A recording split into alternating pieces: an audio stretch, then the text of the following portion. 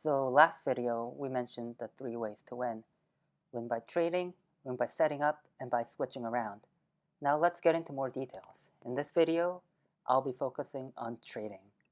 For these teams, Dynamaxing early can be a great tactical resource to get an early advantage.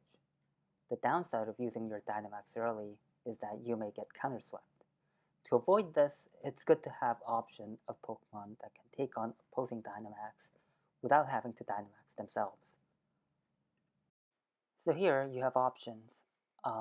There's obvious ones like Mimikyu and Focus Sash, but there's also things like Counter and Mirror Coat, Endure and Custap Berry, Perish Song, and you can get creative here. So how does it match up against other plans? The prevailing theory is that trading is favored against setup, which is favored against cycle, which is then favored against setup. But be careful, because this statement is just a rule of thumb, a sweeping generalization, so you want to be careful. And you should try to focus on specific nuances of each game rather than trying to make sweeping generalizations that sound good in your head. Now with this disclaimer out of the way, let's get started. Trade versus trade is trying to fight fire with fire. This matchup is really volatile, and if you get a poor lead matchup, you might just lose the whole game off of it. So if you're trying to do this, do your best to lead favorably. And I know how it sounds. It sounds like a bit of an irresponsible advice, isn't it? Like, just play better, like you didn't know that already. So, let me fill you in a little secret. Most trading focused teams carry a plan B, and the plan B is usually cycle based. And that is their secret to consistency, because no one can just lead right every game. So in case you face a bad lead matchup, you still have ways to play out of it. It lets you recover from bad matchups. Let's look at this Series 8 team built by Chihaya-san. It has numerous strong attackers that can't really switch into much. And Landorus T provides defensive utility by switching in to things like Tyranitar or Cinderace. Trading versus setup tends to favor trading for one simple reason.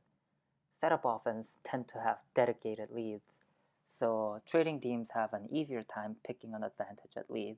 And even when the sweeper gets set up, trading teams try to focus on defensive utility through Focus Sash, Mimikyu, Assault Vest, and Priority, so they have tools to cut the sweep short.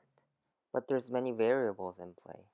For one, if they somehow get a favorable lead matchup, it's all smooth sailing from there. It won't be easy getting that, but it's possible. Many setup teams carry 2 dedicated leads to make that happen. Another thing to watch out for is Stealth Rocks.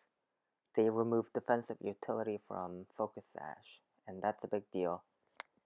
If you're relying on that Focus Sash to revenge kill a Dynamax, Stealth Rock can flip that matchup, so you should try to lead strong against Rock Setters to prevent that from happening too easily. Finally, trading versus cycle. Trading offense tend to focus on a mix of defensive and offensive utility. So using things like Mimikyu, Assault Vest, Focus Sash, these items or abilities all help defensively, but it actually doesn't help you break through walls. For this reason, trading teams commonly opt for something to help against stall teams, something like Choice Band Urshifu or Swords Dance Kartana.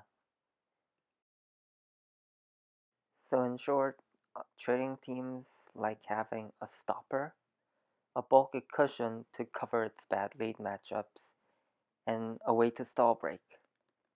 The rest of the team should be filled with strong, bulky attackers. And that's going to be it for this video. Until next time.